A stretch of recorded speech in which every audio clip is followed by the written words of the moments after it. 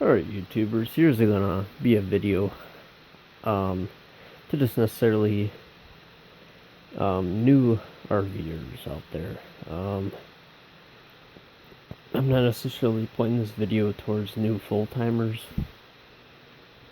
I consider myself at the moment to be a seasonal full-timer, I guess you could say.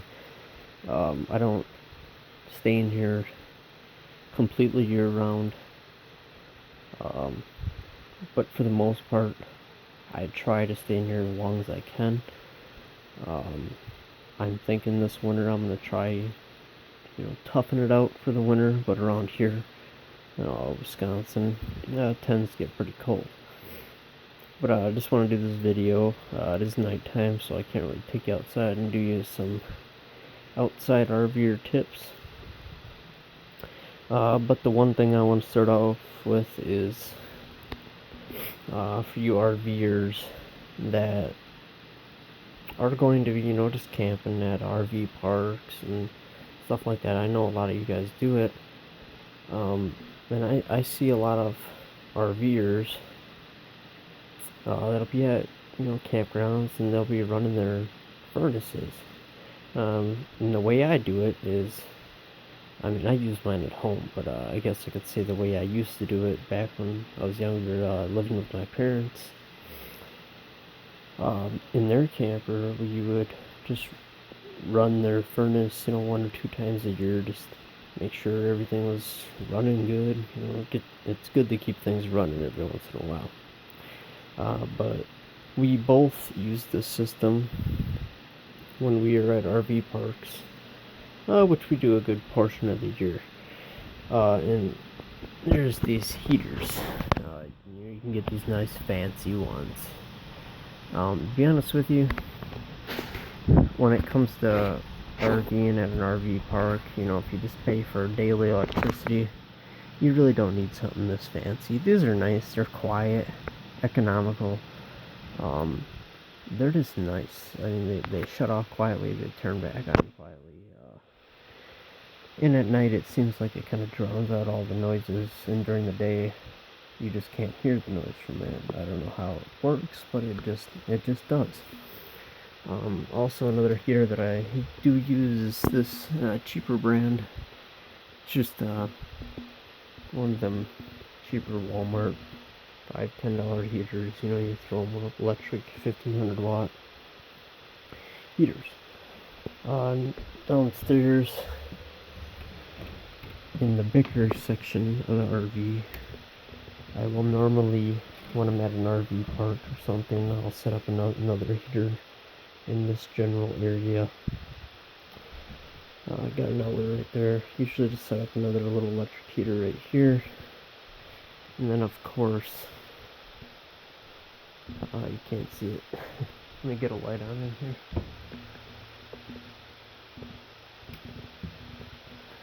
I just have the 5000 BTU fireplace, which it works out all pretty good. It's enough for heating, that way I don't have to use my propane. I ended up also buying a flat cooktop griddle and two just little electric stoves, basically. They're electric stove coil tops. I bought them. They're alright. Sometimes you gotta be careful when you're cooking on them because they don't like to keep a steady temperature. You can buy nicer ones where you can set temperature and everything, but it's not really it doesn't make sense in the price range for me to buy that.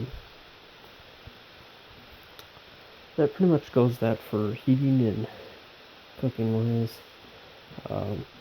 Another thing is in here, another good tip for storage. I am in a fifth wheel, and there is a ton of storage in here. I know it's dark, but there's just so much storage that I have me, just being the one person in here, I don't really have a use for all the storage. But I could say for the, people that buy travel trailers and stuff, or maybe you have a family inside of a camper. This is more of a for them. But I still do it too, because I'm just so used to doing it with camping with the family.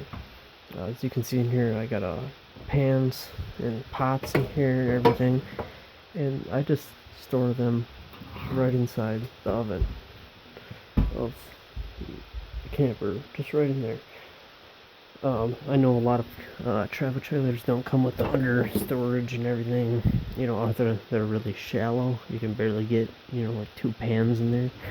I have plenty of storage for everything in here, but I'm so used to the old way of doing everything, so it kind of frees up a lot of open storage. And to be honest with you, I'd rather open up my cabinets and there be a couple things that are easy to grab, easy to reach, instead of digging through a bunch of crap just to get what you want.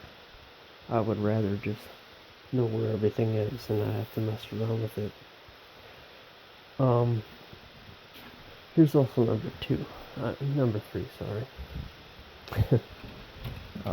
This may not be on everybody's mind when purchasing an RV, but this is definitely, I would say, maybe not always immediate necessity, but it's definitely something you need to do within a couple weeks of using your RV. It's not something that's going to get on your mind right away, but you do need to do it.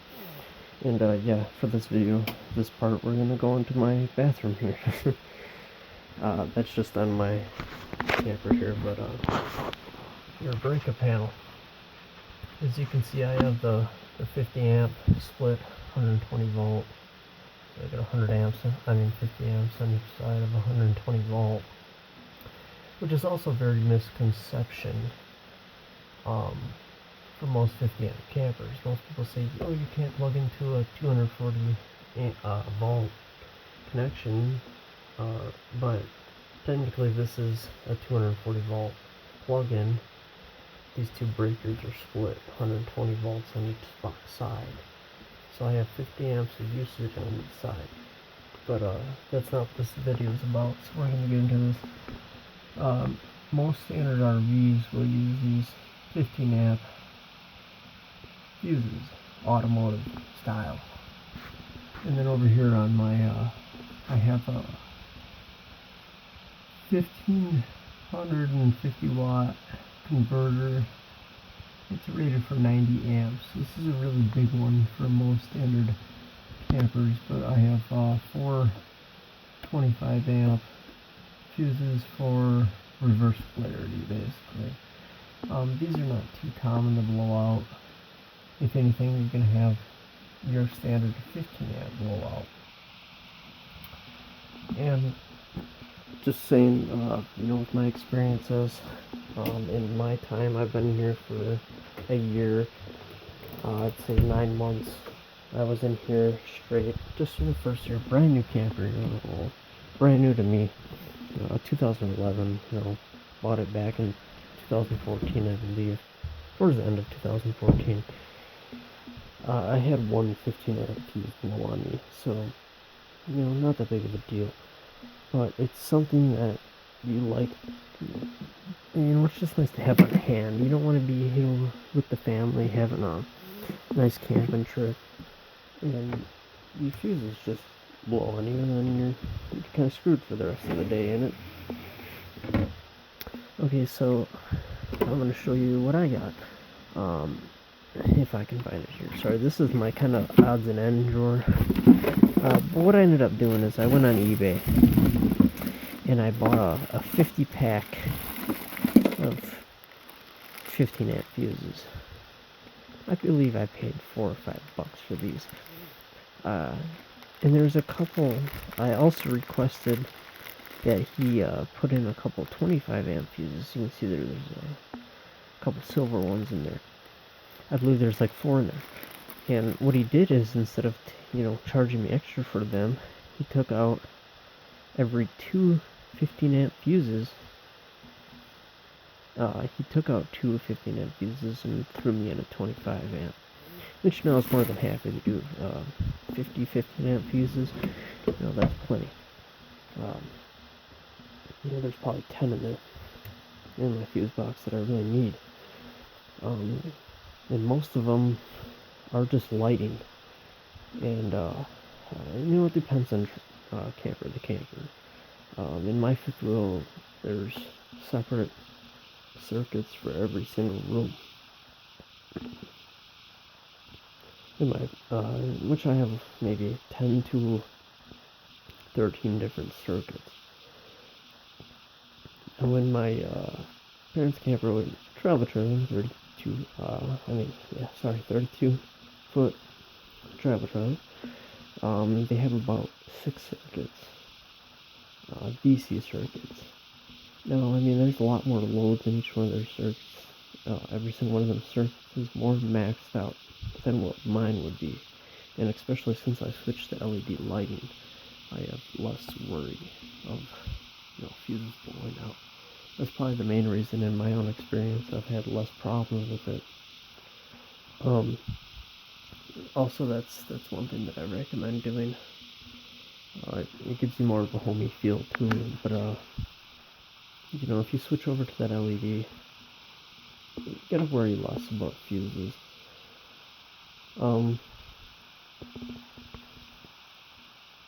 But just remember, always have that stuff on hand.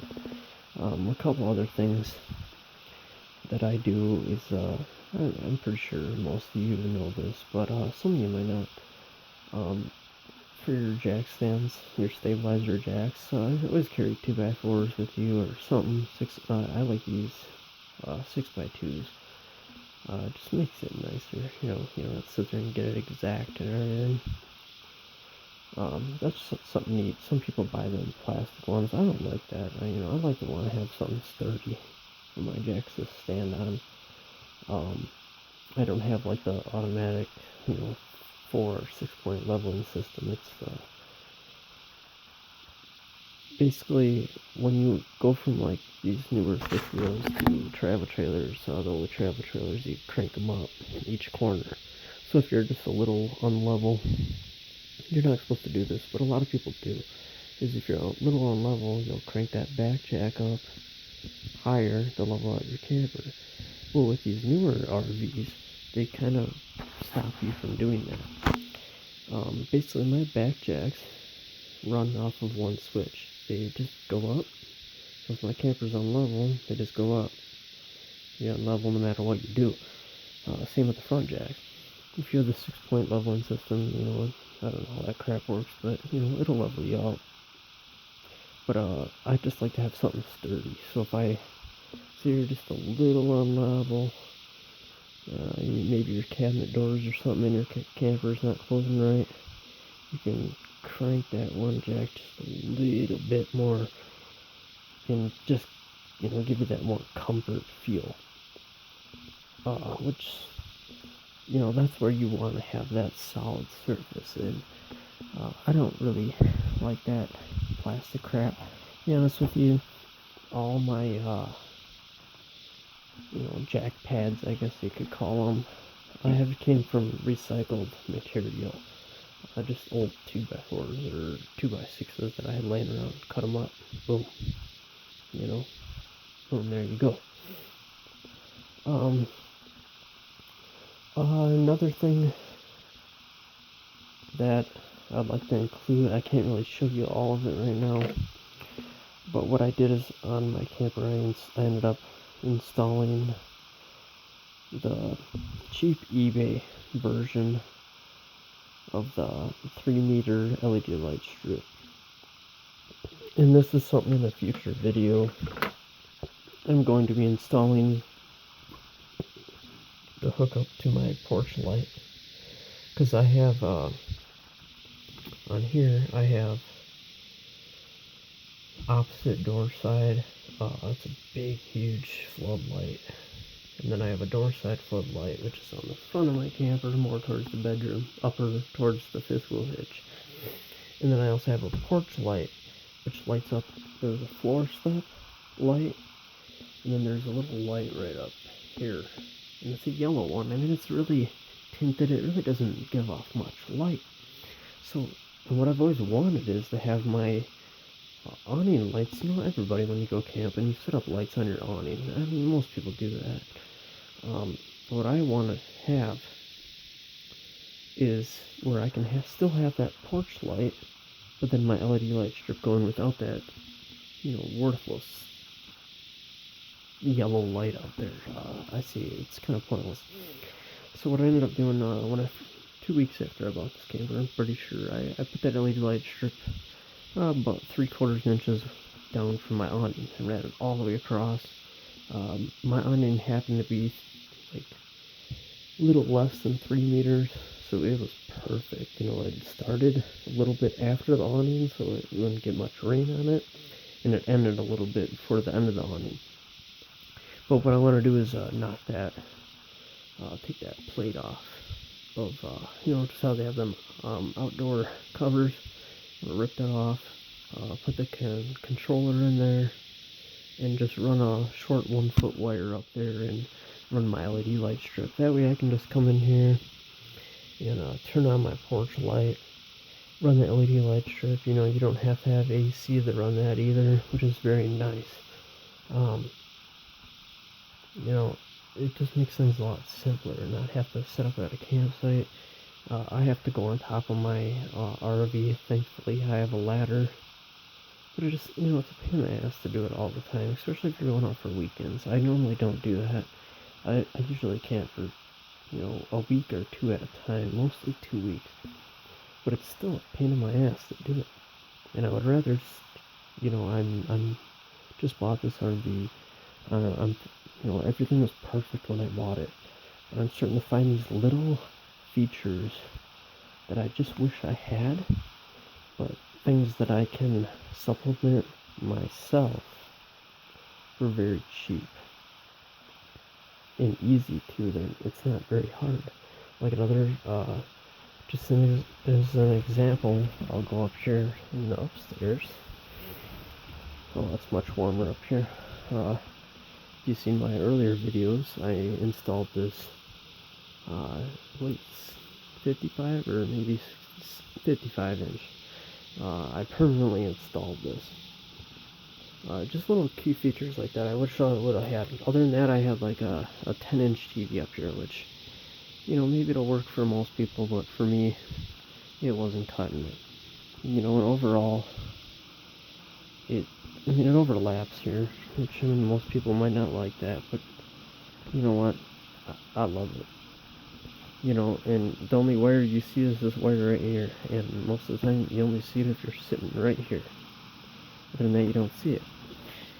And then there's this little conduit, which I'm gonna fix up pretty soon here. I'm gonna have it running straight and everything.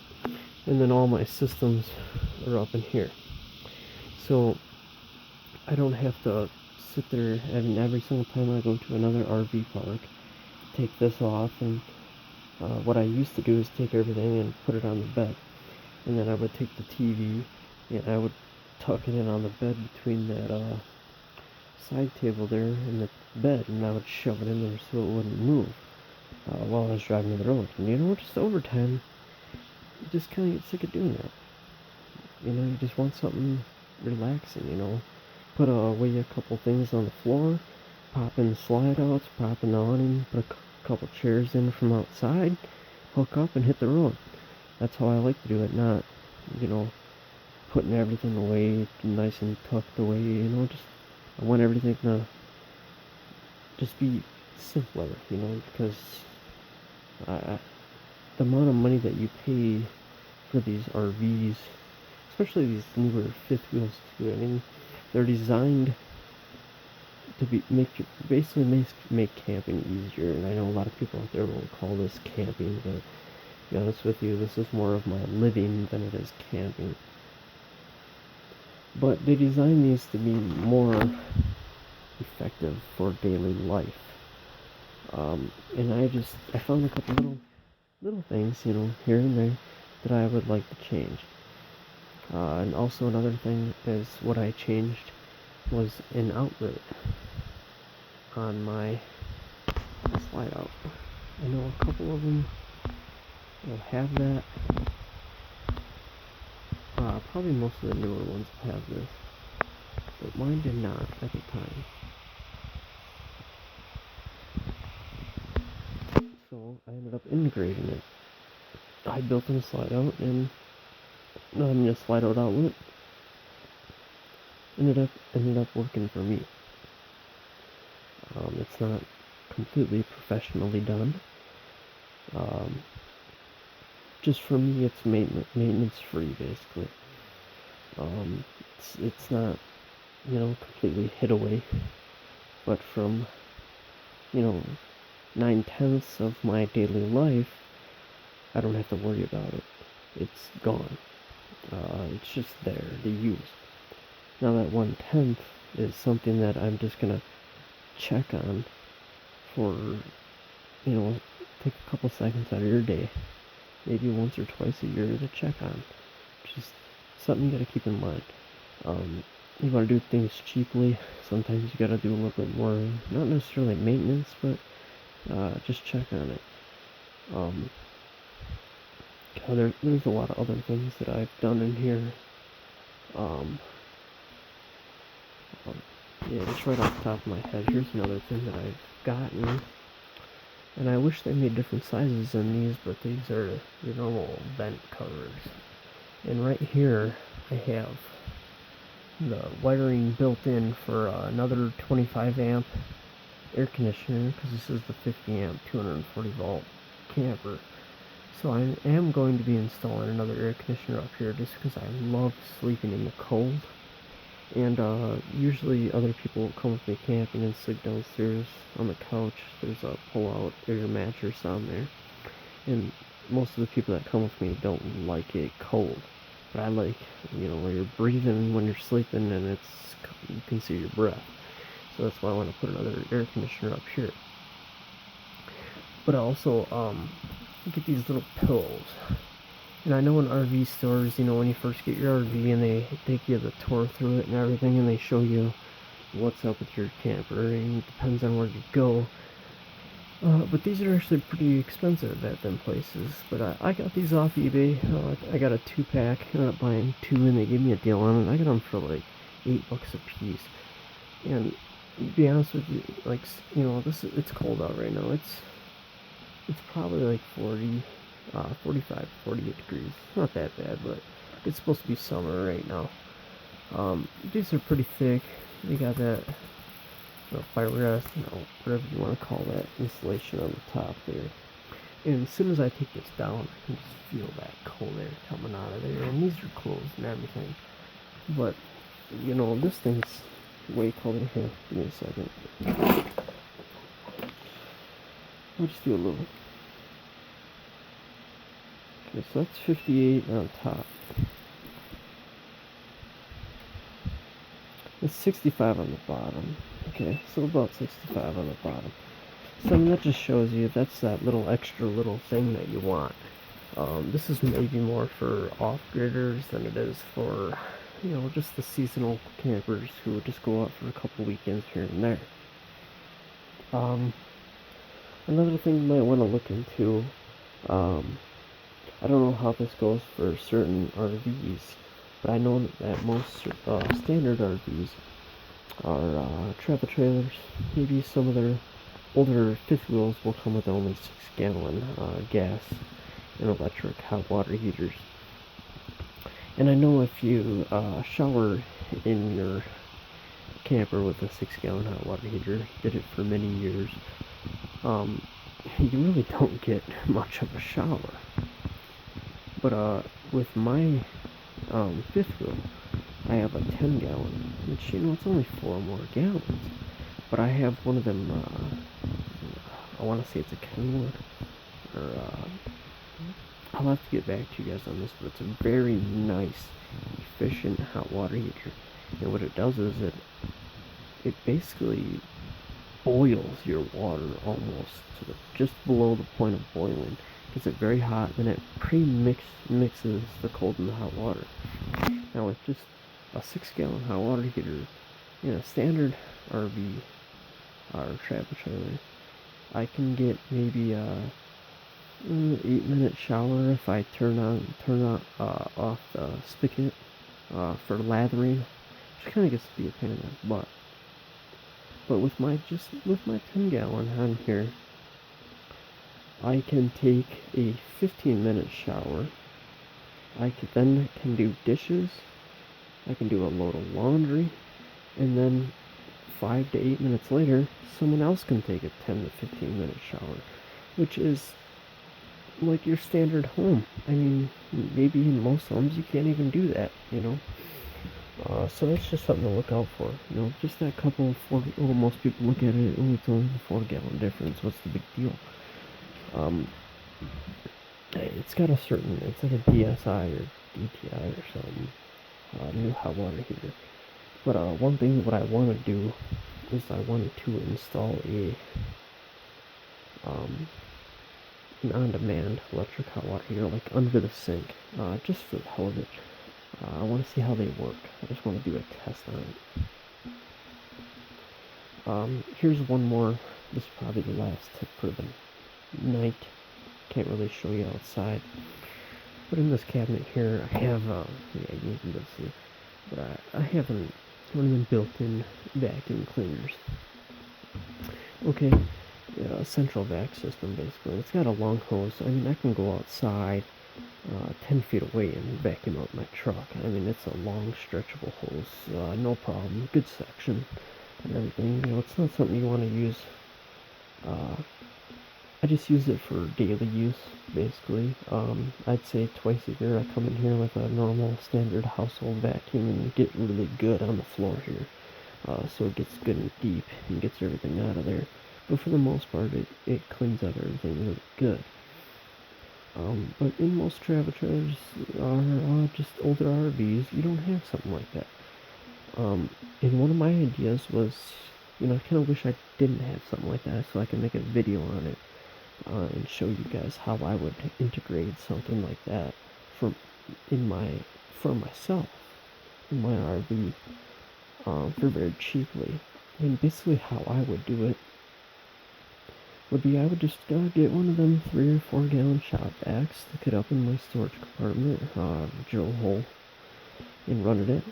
And I would just go on eBay or something, buy one of them long hoses and hook it up and turn on the shop vac and vacuum your whole RV. That way you gotta store something in your storage or closet area. Most campers don't have, you know, that nice storage. So that's something you can kind of just, you know, keep cheaply, keep it hidden away, but it's on demand for whenever you need it. Okay. And then also off the top of my head, I thought of 2 more. This first one's going to circle back to the first tip that I had. And the second one's going to be about cooling. So, here, before we get started here, we're going to open up another beer. That's how you get into this.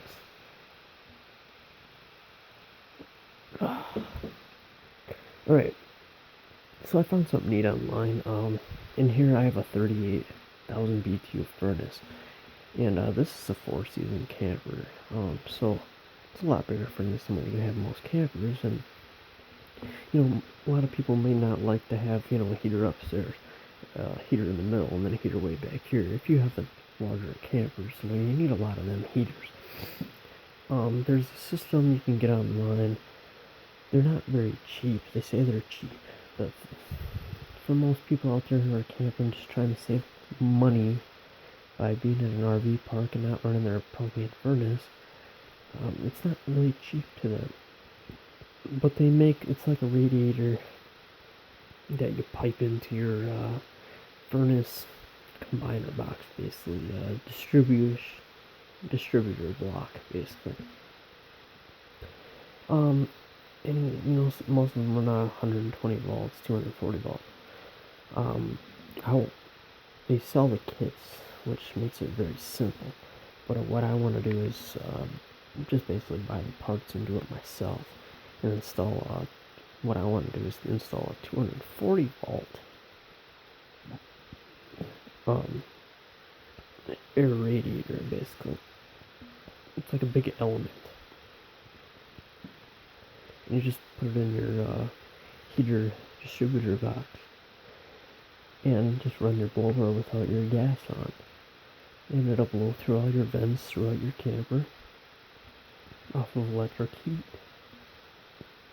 which makes it nice and simple. You ain't gotta worry about it. And the reason in my camper that I could do that is I remember in my distributor panel I had the double pole 50 amp breaker, so there's 120 volts on this side and 120 volts on this side.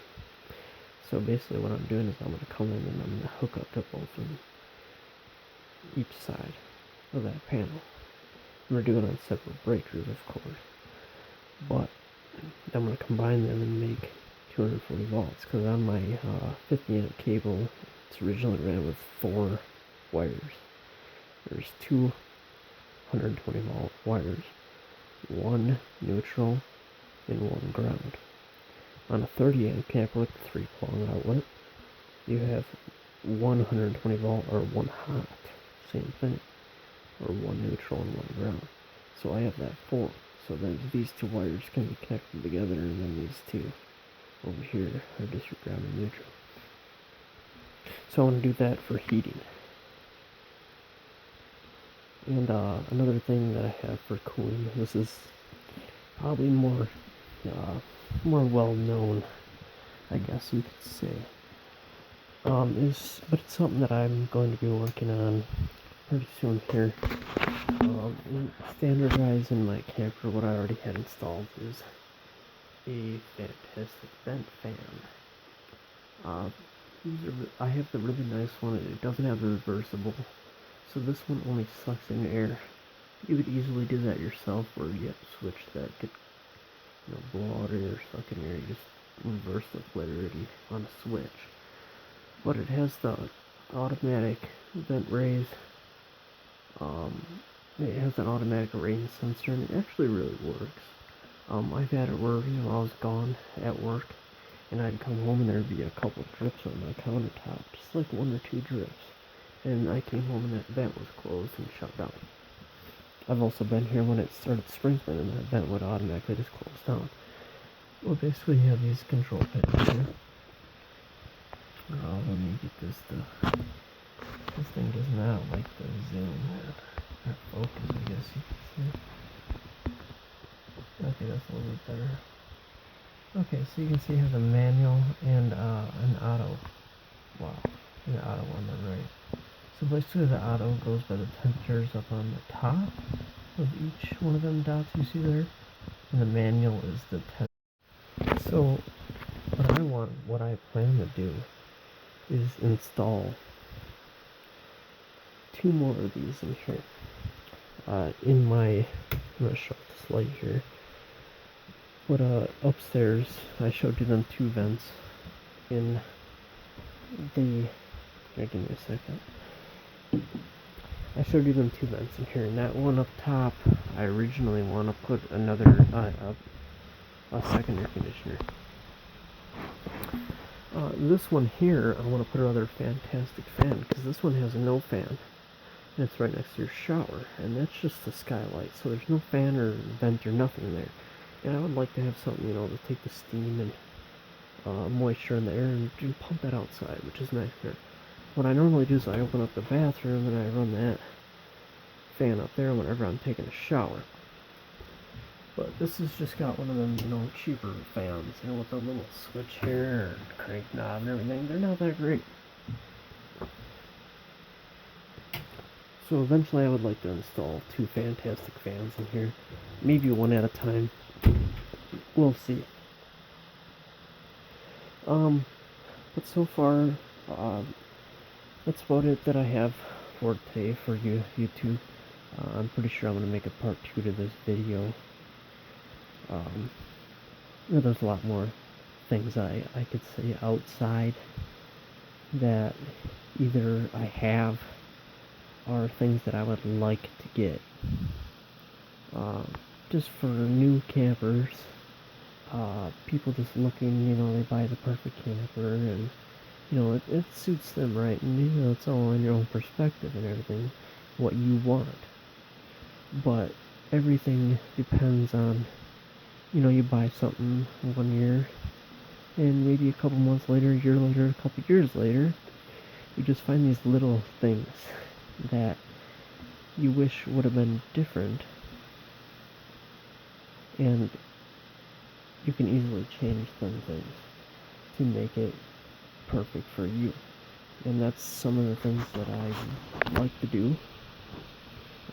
It's not something that I find right away. It's something that as soon as I find it, it's usually on my mind until I do change it. So, there you go, YouTube. I hope you enjoy. Thumbs up if you like this video. Please subscribe.